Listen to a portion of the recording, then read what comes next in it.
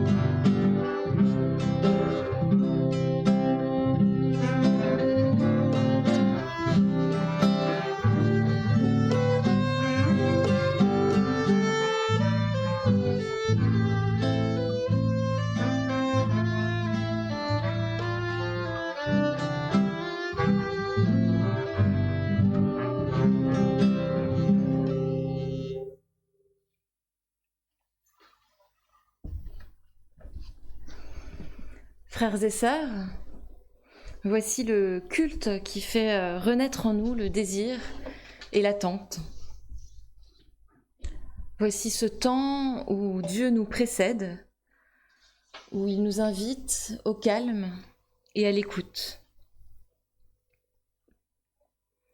Voici le culte où la parole de Dieu ouvre à nouveau un espace dans notre vie pour accueillir et pour aimer, pour recevoir et pour donner. C'est le temps de la grâce, c'est le temps de la paix en Jésus-Christ, ressuscité. Amen. Nous pouvons nous lever pour chanter ensemble la première strophe du cantique 21-16, avec toi Seigneur, tous ensemble.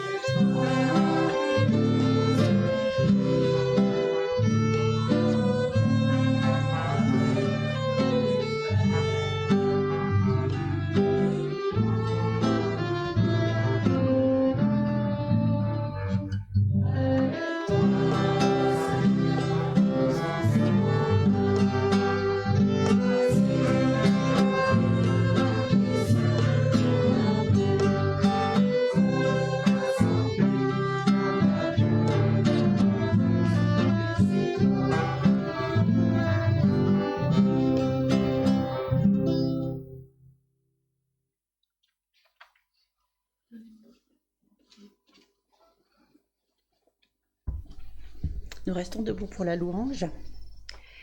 Père, nous te chantons et nous te rendons grâce, car malgré nos peines et nos fautes, au milieu de nos peines et de nos fautes, nous savons que tu es un Dieu que l'on ne peut qu'admirer, chanter et aimer en Jésus-Christ. Pour le monde si fragile mais si beau, pour la vie si menacée mais si belle, pour cet immense univers où s'épanouira ton royaume, nous te louons. Pour ce jour qui nous redit la résurrection, pour ton Église qui nous rassemble, nous te louons. Pour ton évangile, pour notre baptême, pour ta volonté de te servir de nous, pour la promesse de ton éternité, nous te louons. Et parce que nous pouvons t'aimer et nous aimer sur la terre, au nom de l'amour du Christ, en paix et avec joie, Père, nous te louons. Et nous restons debout pour chanter le cantique 41-38, Louange et gloire à ton nom. Nous chantons les strophes 1, 2 et 4.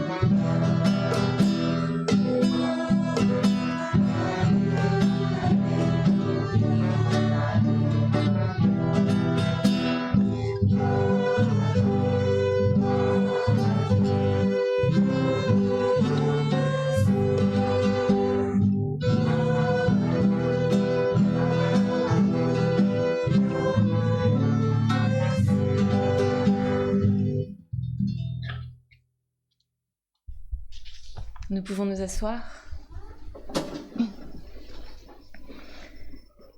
Et nous écoutons la volonté de Dieu pour nos vies avec ces mots du livre du Deutéronome. Le Seigneur, notre Dieu, est le seul Dieu. Tu aimeras le Seigneur ton Dieu de tout ton cœur, de tout ton être et de toute ta force. Les paroles que je te donne aujourd'hui demeureront sur ton cœur. Tu les répéteras à tes enfants. Tu en parleras quand tu seras assis chez toi ou quand tu seras en route, quand tu te coucheras ou quand tu te réveilleras, ou quand tu lèveras. Tu les attacheras sur ton bras et sur ton front. Tu les écriras sur les montants de portes de ta maison et sur les portes de tes villes. Ces versets nous rappellent que l'amour de Dieu doit nous conduire tout au long de notre vie. Il doit nous animer lorsque nous sommes dans notre maison et lorsque nous voyageons, lorsque nous nous préparons à dormir et lorsque nous nous levons pour commencer une nouvelle journée. Nous chantons la première strophe du 44-15, c'est vers toi que je me tourne.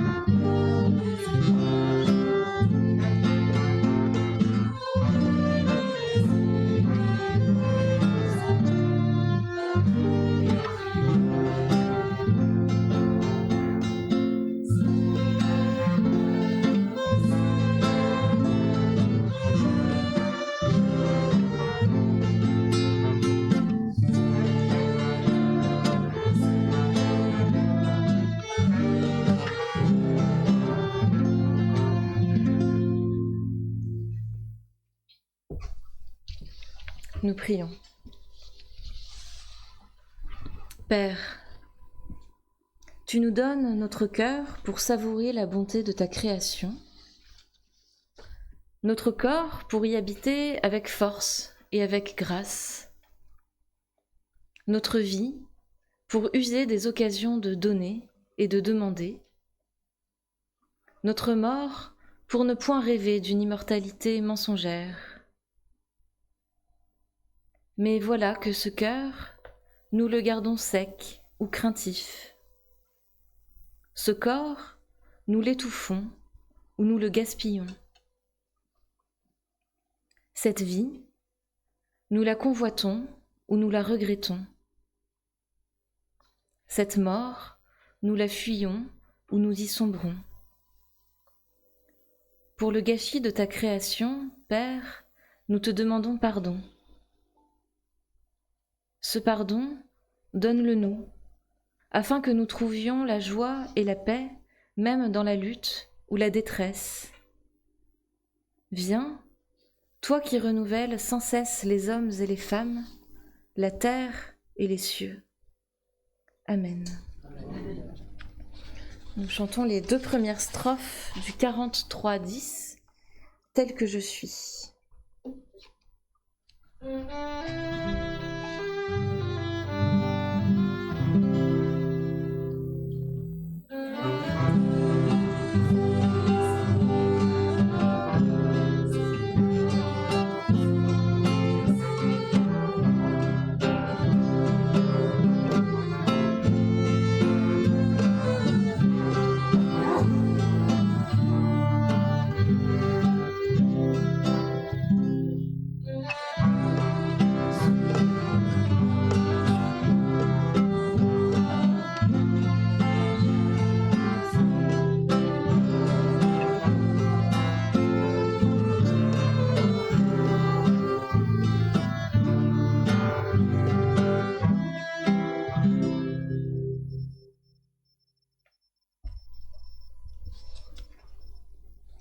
Écoutons l'annonce du pardon que Dieu nous donne.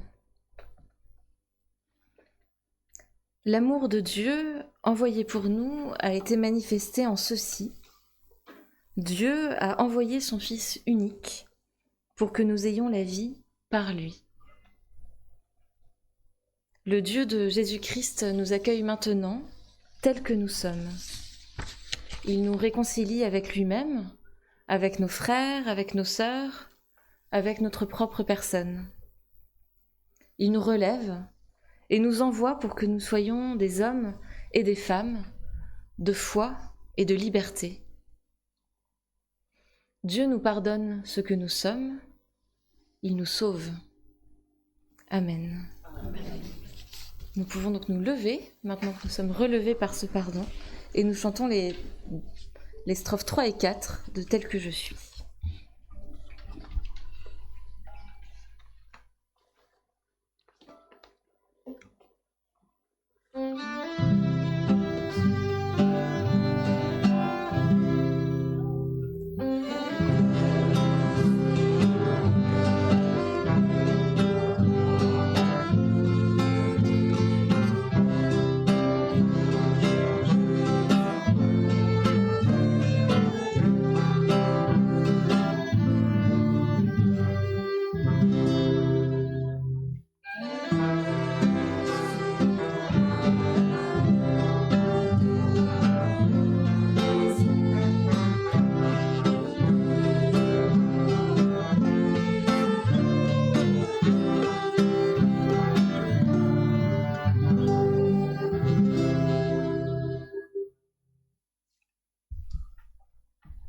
Et nous restons debout pour la confession de foi.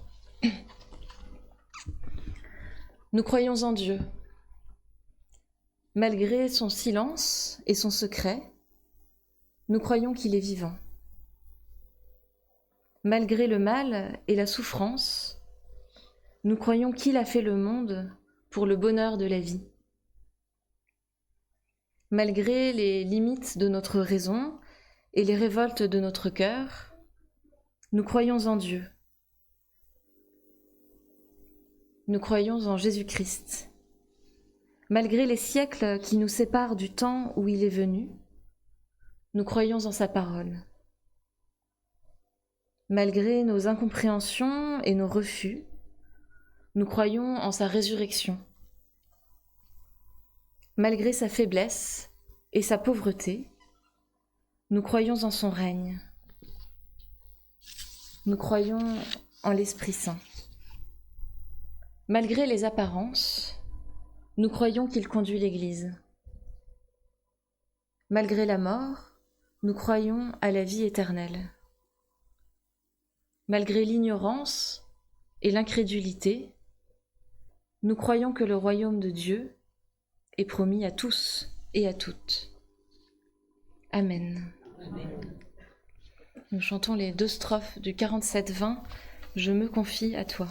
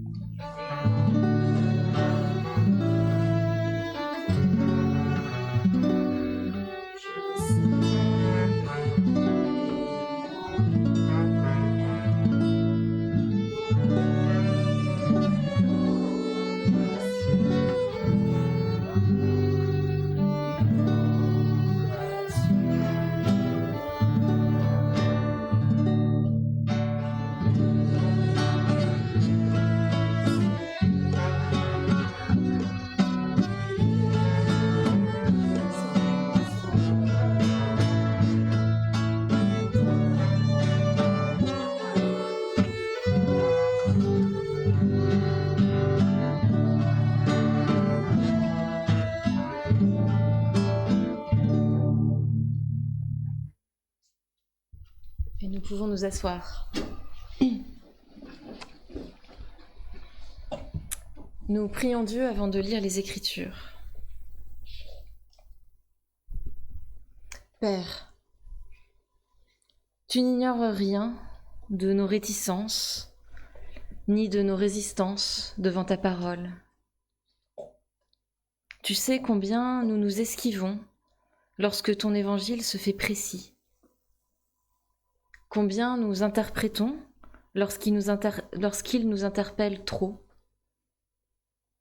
Combien nous oublions lorsqu'il se fait dérangeant. Et pourtant, nous revoici ce matin, à l'écoute de ce que nous disent les Écritures. C'est pourquoi nous te prions. Que ton esprit nous accorde un cœur ouvert et une intelligence accueillante à ton évangile. Derrière les mots que nous entendons, donne-nous de discerner ta parole de vie, ta parole pour nos vies. Amen. Amen.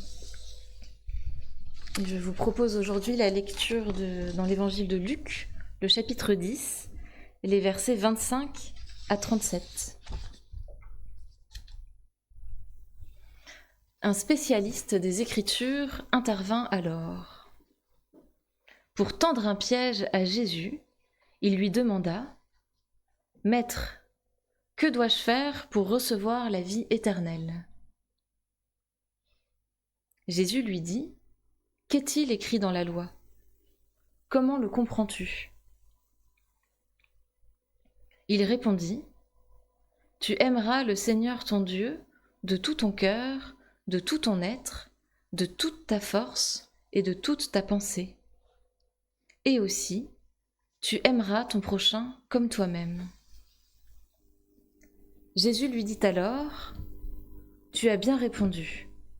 Fais cela et tu vivras. » Mais le spécialiste des Écritures voulait se justifier.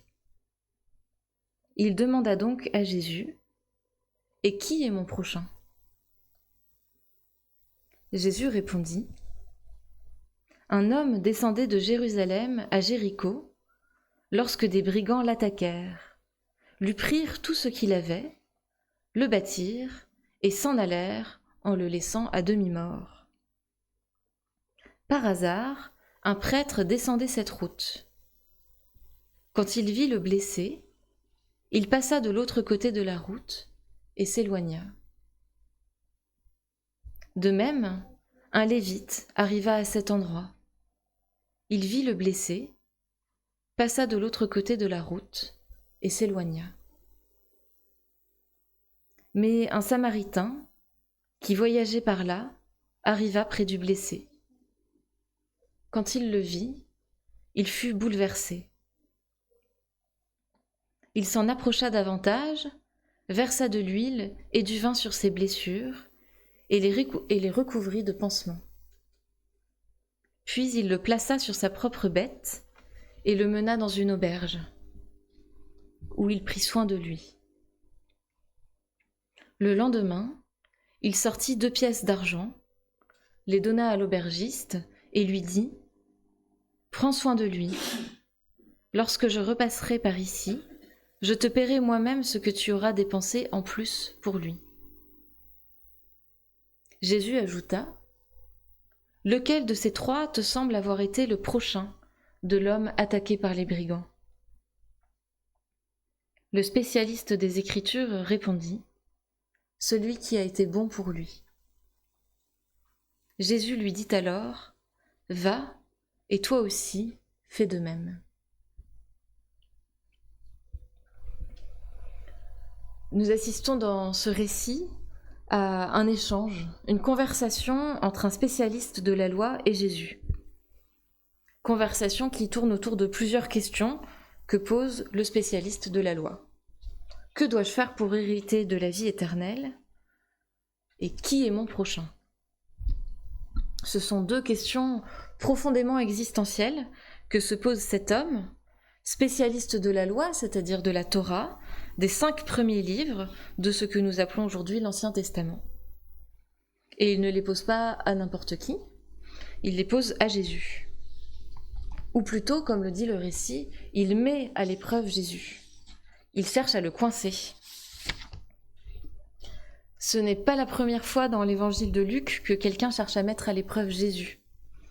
Quelques chapitres plus tôt, dans ce même évangile, au chapitre 4, Jésus est mis à l'épreuve par le diable, c'est-à-dire littéralement en grec, le diviseur.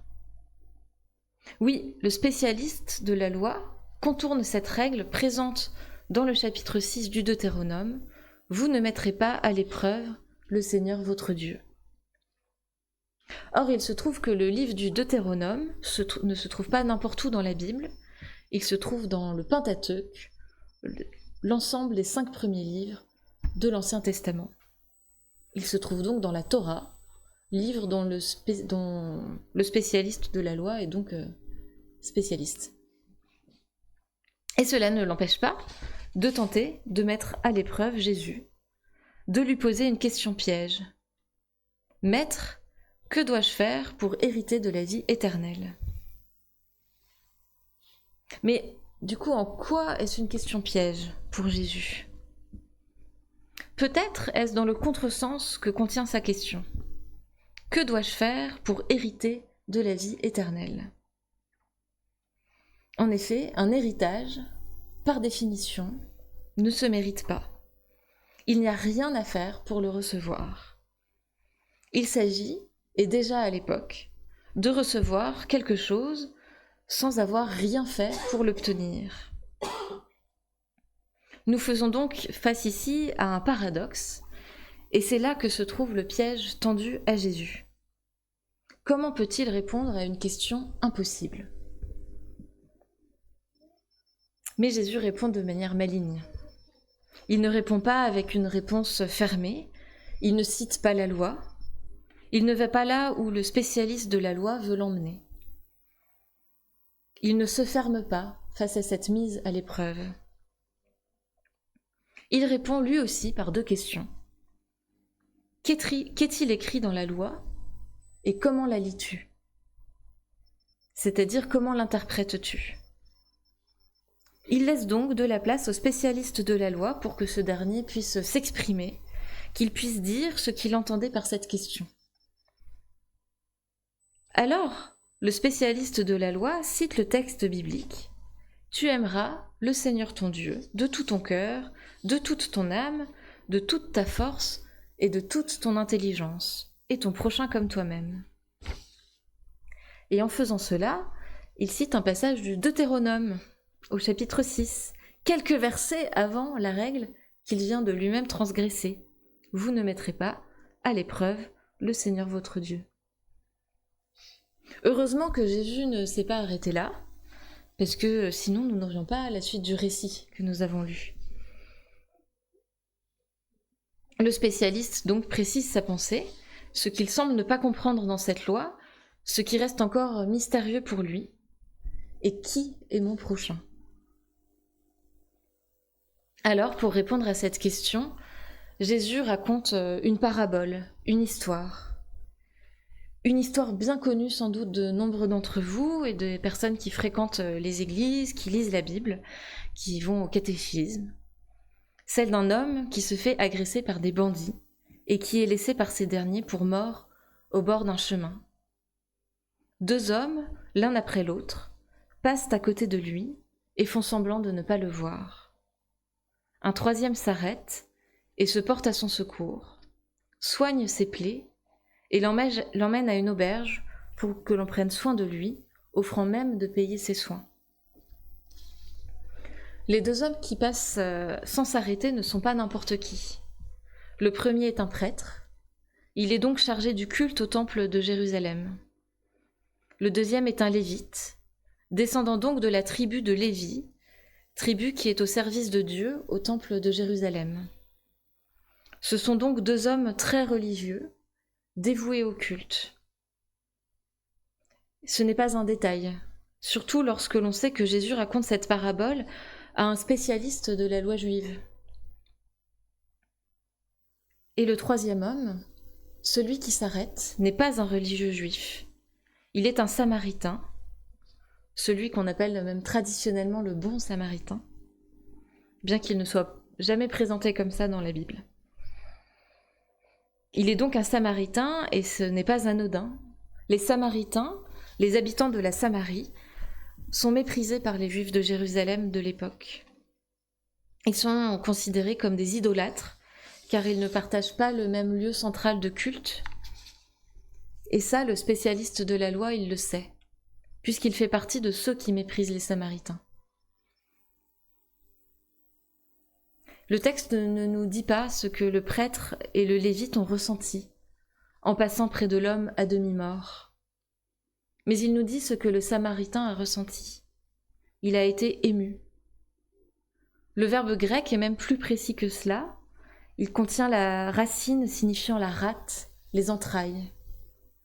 Il s'agit donc d'une émotion qui le touche en son être le plus profond, qui le touche dans son ventre, dans ses entrailles, c'est-à-dire même au siège des émotions dans la pensée hébraïque. On dirait peut-être aujourd'hui que le Samaritain est bouleversé, renversé, retourné par le fait de trouver cet homme à demi-mort sur son chemin. Il ne s'agit donc évidemment pas de quelque chose de planifié ou de réfléchi. Le Samaritain ne s'est probablement pas dit « Si un jour je tombe sur un homme à demi-mort sur ma route, j'en prendrai soin, panserai ses blessures avec du vin et de l'huile, le chargerai sur ma monture, afin de l'amener à un endroit où l'on prendra soin de lui. » Non. Il se retrouve un jour, dans sa vie, soudainement, face à une situation qui le bouleverse, face à une situation devant laquelle il ne peut qu'agir. Peut-être a-t-il le temps d'avoir peur, de se dire que les bandits peuvent revenir et le dépouiller à son tour. Quoi qu'il en soit, contrairement aux deux religieux qui sont passés à distance de l'homme à terre, le Samaritain s'approche de lui et en prend soin. Et cela lui coûte.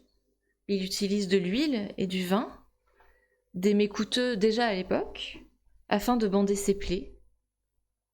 Il le charge sur sa monture, ce qui sous-entend que le Samaritain, lui, doit se mettre à pied pour continuer le chemin. Et il paye l'aubergiste pour prendre soin de l'homme blessé. Pour prendre soin de cet homme, il perd donc une partie de son propre confort. Peut-être est-ce une des raisons pour lesquelles les deux premiers hommes passent leur chemin, afin de ne pas perdre une partie de leur confort.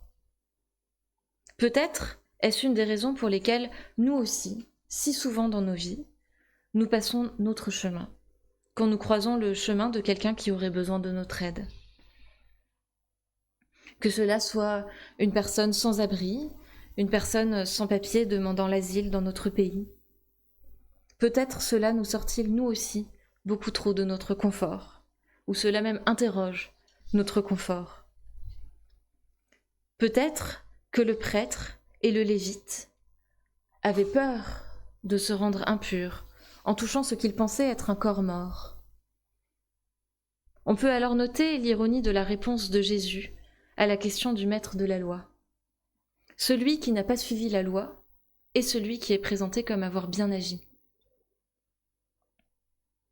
Quelles que soient les raisons pour lesquelles le maître et le lévite ne s'arrêtent pas, le Samaritain, lui, s'arrête.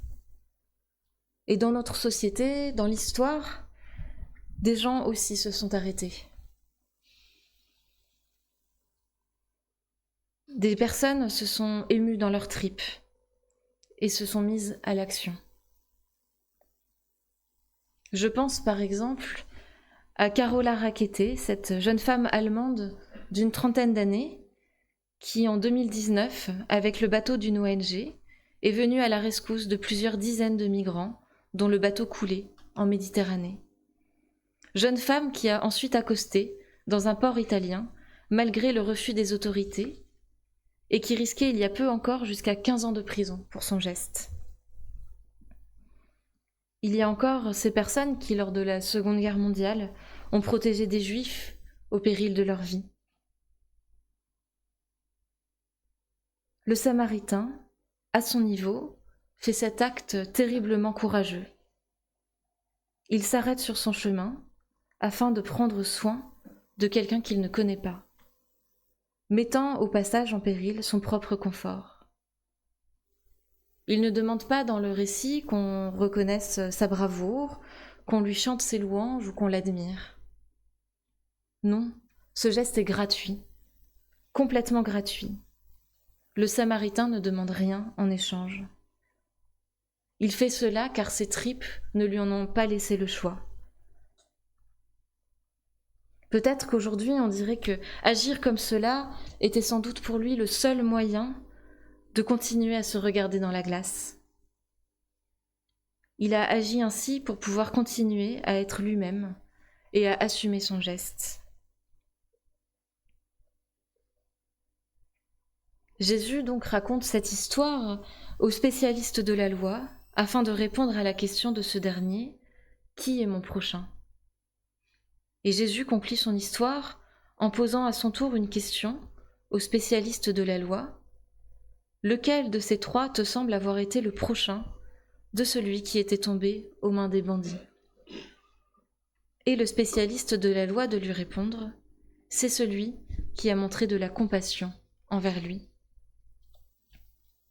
Le Samaritain est donc le prochain de celui qui était à terre. Le prochain n'est pas celui dont on doit prendre soin, même si c'est souvent ce qu'on imagine, c'est celui qui prend soin des autres. Alors s'agit-il de la réponse à laquelle s'attendait le spécialiste de la loi ? Il demande « Qui est mon prochain ?» et Jésus lui dit « Va, et toi aussi fais de même », c'est-à-dire « Va, et toi aussi deviens le prochain de quelqu'un. » Je ne peux pas savoir qui sera mon prochain, mais ce que me dit Jésus dans cette histoire, c'est que c'est à moi de devenir le prochain de quelqu'un. C'est à moi de me laisser être ému dans mes tripes et de sortir de mon confort afin de pouvoir prendre soin d'une personne qui en a le besoin. Et pour cela, la foi ne suffit pas, le récit nous le montre. Pour à son tour devenir le prochain de quelqu'un, il ne faut pas être le meilleur croyant, la personne la plus pieuse possible. Il faut savoir écouter l'émotion qui se trouve dans nos tripes lorsque nous nous retrouvons dans une telle situation. Une situation où quelqu'un a besoin que nous devenions son prochain. Et c'est ce que Jésus dit, comme une sorte de paraphrase de la loi citée par le spécialiste. Cette loi fondatrice de la foi des croyants, affichée dans certains temples, dite et répétée dans nos prières le dimanche, « Tu aimeras le Seigneur ton Dieu de tout ton cœur, de toute ton âme, de toute ta force et de toute ton intelligence, et ton prochain comme toi-même. » Aimer Dieu ne suffit pas. Aimer Dieu n'a pas de sens si l'on n'aime pas également l'autre, l'homme et la femme créés à l'image de Dieu, et si l'on ne s'aime pas soi-même. Amen.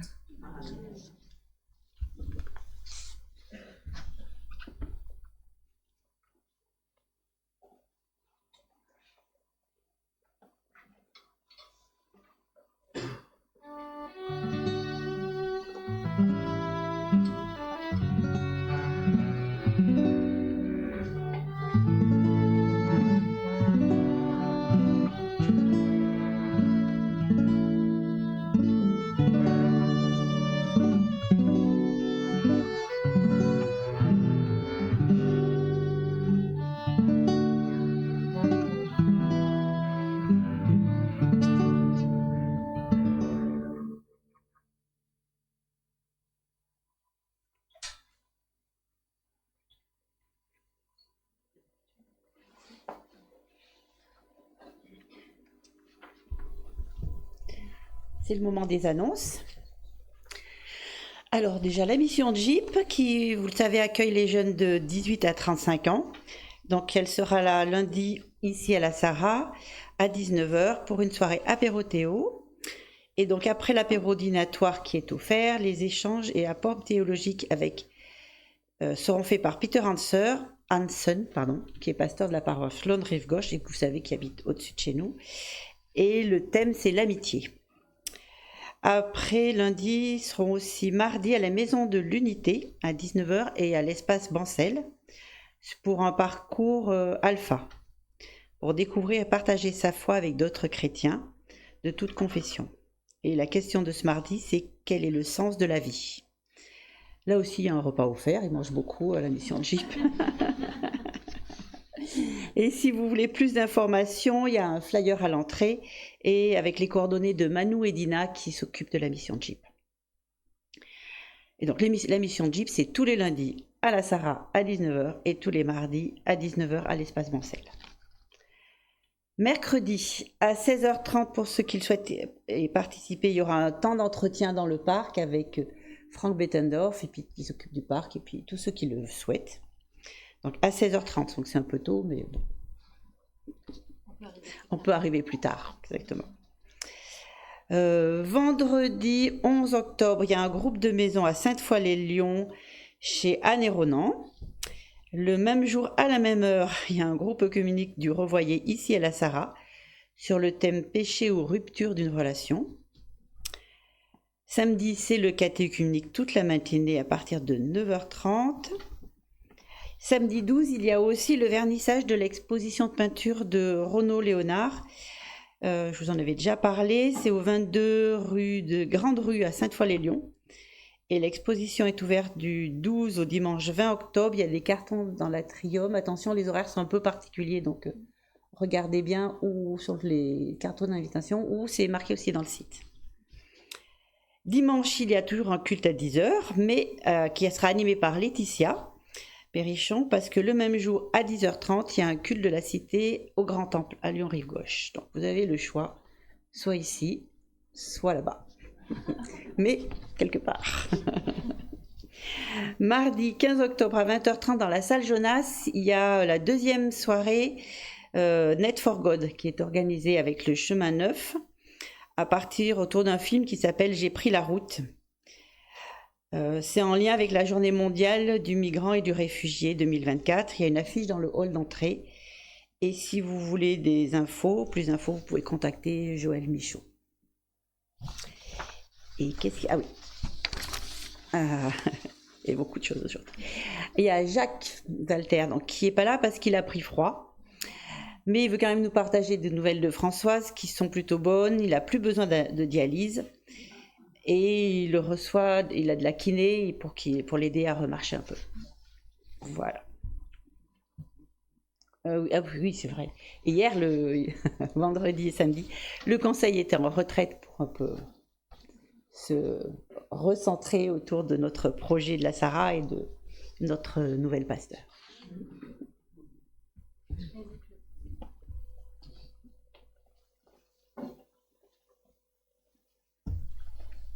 Je veux vous informer que la CAT, l'association des chrétiens contre la torture, contre la peine de mort et pour l'accueil des étrangers, fête ses 50 ans cette année.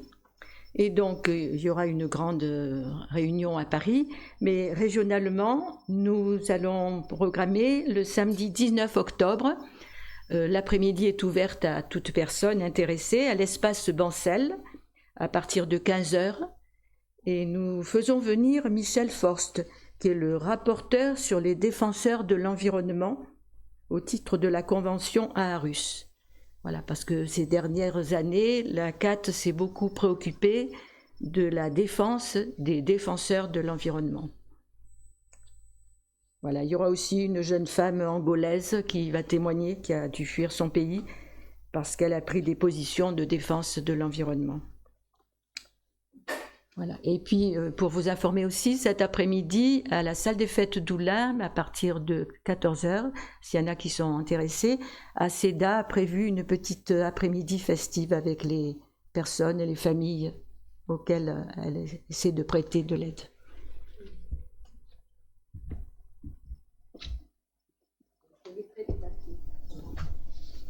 Merci Claude, merci Isabelle. Est-ce qu'il y a d'autres annonces ? Ce culte sera suivi d'un repas partagé, donc n'hésitez pas à rester, d'autant plus que c'est un petit peu difficile de partir, donc vous pouvez rester manger ici. Vous savez que notre vie d'église ne fonctionne que grâce aux dons, et c'est maintenant le moment de l'offrande.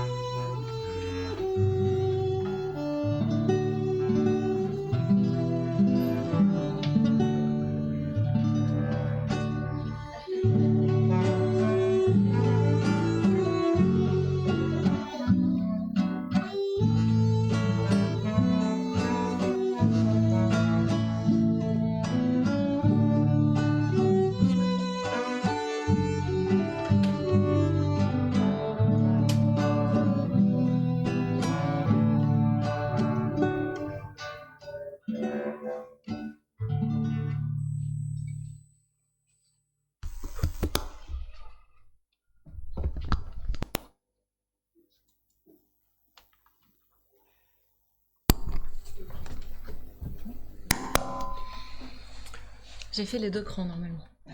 Vous m'entendez? Oui. Super. Louons Dieu.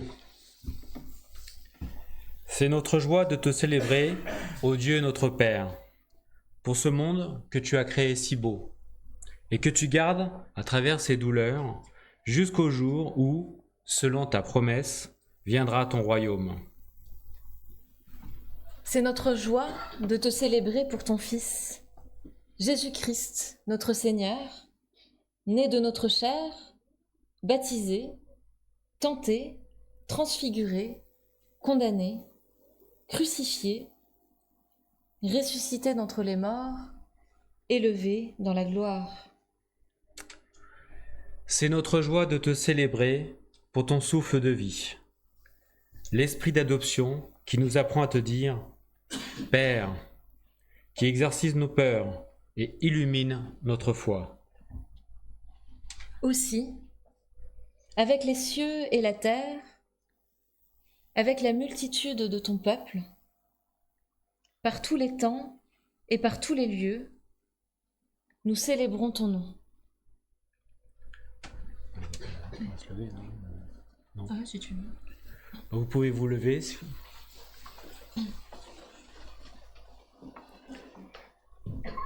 Le soir venu, Jésus se mit à table avec les 12. Pendant le repas, il prit du pain et, après avoir rendu grâce, il le rompit et leur donna en disant « Prenez, mangez, ceci est mon corps. » Ayant aussi pris la coupe et rendu grâce, il la leur donna en disant « Buvez-en tous, car ceci est mon sang, le sang de l'alliance qui est répandu pour la multitude, pour le pardon des péchés. Je vous le dis désormais, je ne boirai plus de ce fruit de la vigne jusqu'au jour où je le boirai nouveau avec vous dans le royaume de mon Père. » Et nous chantons « Le Seigneur nous a aimés comme on n'a jamais aimé », la première strophe.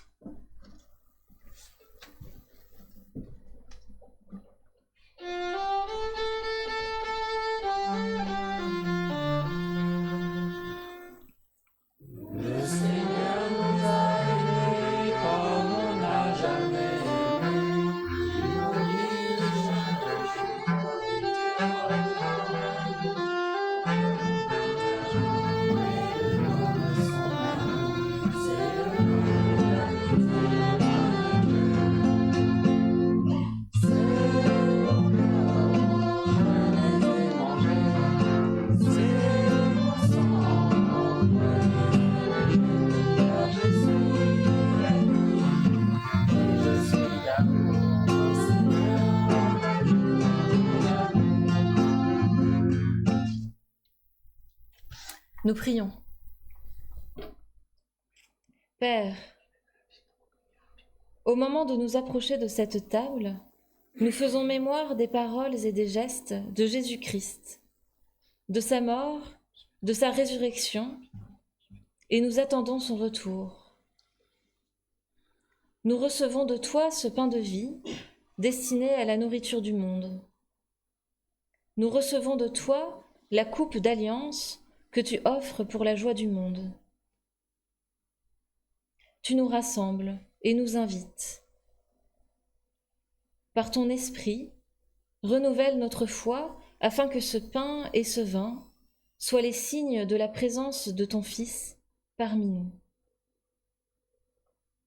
Fais toutes choses nouvelles dans nos cœurs et dans le monde. Et comme Jésus l'a enseigné à ses disciples, nous te disons, notre Père, qui es aux cieux, que ton nom soit sanctifié, que ton règne vienne, que ta volonté soit faite sur la terre comme au ciel. Donne-nous aujourd'hui notre pain de ce jour. Pardonne-nous nos offenses, comme nous pardonnons aussi à ceux qui nous ont offensés. Et ne nous laisse pas entrer en tentation, mais délivre-nous du mal. Car c'est à toi qu'appartiennent le règne, la puissance et la gloire, pour les siècles des siècles. Amen. Voici le repas que nos mains ont préparé, mais c'est le Seigneur qui nous invite. Voici la table que nous avons dressée, mais c'est lui qui nous accueille. Voici la joie que nous avons désirée, mais que lui-même nous donne.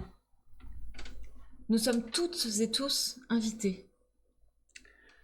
Que celles et ceux qui reconnaissent en Jésus-Christ le Seigneur et désirent partager son repas forment un cercle autour de cette table. Donc, Vous pouvez prie.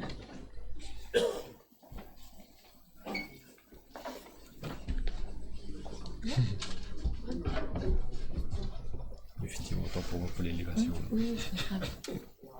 On est 2 fois que pas.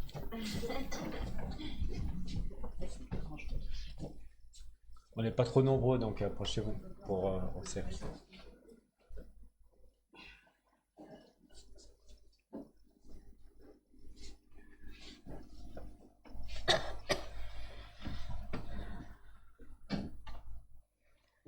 Le pain que nous partageons est communion au corps du Seigneur Jésus-Christ.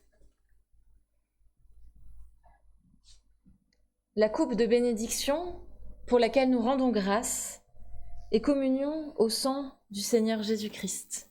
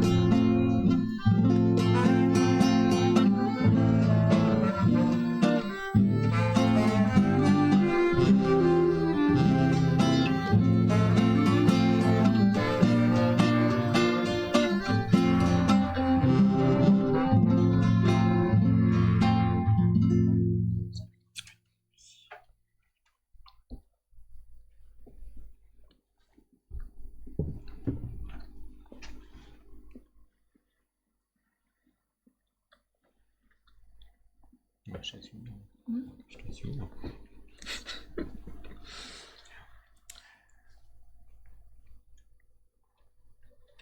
Nous te remercions, Père, pour le repas que nous avons pris ensemble.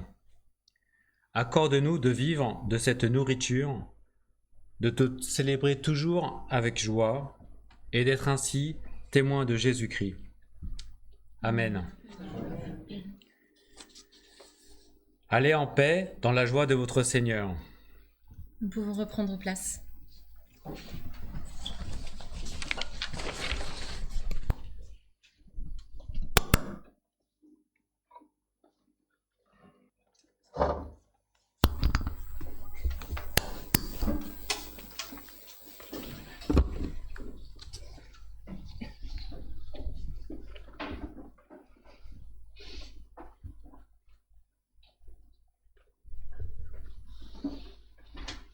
Nous restons en communion, cette fois dans la prière d'intercession, la prière les uns pour les autres. Seigneur, notre Dieu, notre Père, tu règnes et tu viens dans le monde et tu nous fais porteurs de ta bonne nouvelle. Pourtant, nous voulons aussi crier vers toi avec les femmes et les hommes qui sont aujourd'hui dans la détresse, pour les prisonniers et les torturés, les exilés et les réfugiés de tous les pays, nous te prions. Seigneur, que ton règne vienne. Pour les peuples victimes de la guerre, souffrant de faim et de misère, nous te prions. Seigneur, que ton règne vienne. Pour les étrangers qui viennent dans notre pays sans y trouver de place, pour les travailleurs de notre pays qui sentent leur emploi menacé, nous te prions. Seigneur, que ton règne vienne. Pour les jeunes angoissés devant leur avenir et les parents inquiets pour l'avenir de leurs enfants, nous te prions. Seigneur, que ton règne vienne. Amen. Et je vous invite à vous relever pour l'envoi et la bénédiction finale.